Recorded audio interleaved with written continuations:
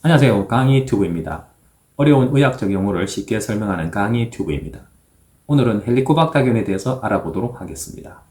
헬리코박터균은 위염이나 위궤양, 십이지장궤양, 심지어 위암을 일으키는 균으로 알려져 있습니다. 그럼 이 무시무시한 균을 예방하기 위해서 우리는 국이나 찌개 같은 거를 따로 먹어야 될까요? 오늘은 이에 대한 답변을 드리도록 하겠습니다. 헬리코박터균은 주로 위에 기생하는 균입니다. 하지만 구강이나 침에는 그 농도가 매우 낮습니다. 그렇다고 해서 아예 없는 건 아니기 때문에 헬리코박터균을 예방하기 위해서 국이나 찌개는 따로 드실 수 있으면 그렇게 하시는 게 헬리코박터균 예방뿐만 아니라 다른 질환을 예방하는 데도 도움이 될 수 있습니다.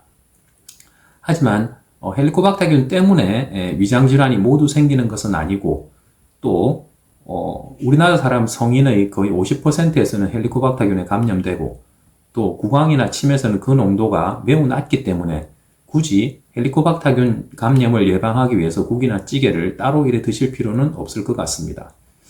하지만 요즘은 거의 없어졌지만은 이전에 음식물 같은 거를 부모님이 먹다가 잘게 쪼개서 또 아이한테 주는 그런 행위는 헬리코박터균 감염을 매우 높일 수 있기 때문에 피해야 되겠습니다. 그러면 헬리코박터균이 있다고 해서 무조건 위장질환이 생기는 것은 아닙니다. 헬리코박터균이 물론 중요한 원인은 위장질환의 중요한 원인은 분명히 맞지만 그 외에 개인의 위장 상태, 면역성, 그 다음에 개인의 면역성이나 또 건강 상태 등에 따라서 좌우될 수 있습니다. 또 헬리코박터균이 없다고 해서 위장질환이 또 아예 생기는 것은 안 생기는 것은 아닙니다.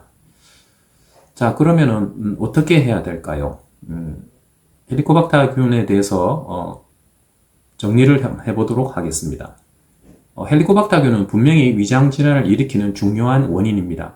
하지만 헬리코박터균 한 가지만으로 위장질환을 일으킬 수는 없습니다. 그렇기 때문에 우리가 국이나 찌개 같은 경우를 따로 드실 수 있다면 그렇게 하시면 됩니다.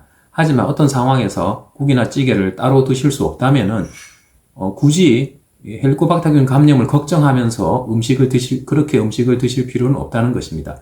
즉, 헬리코박터균 이외에도 여러 가지 위장질환을 일으키는 원인이 있을 수 있기 때문에 헬리코박터균 한 가지만 예방한다고 해서 또 위장질환이 안 생기는 것도 아니고 또 헬리코박터균 때문에만 위장질환이 생기는 것도 아니기 때문에 크게 국이나 찌개 같은 거를 같이 드시는 것에 대해서 크게 거부감은 안 가지셔도 되겠습니다.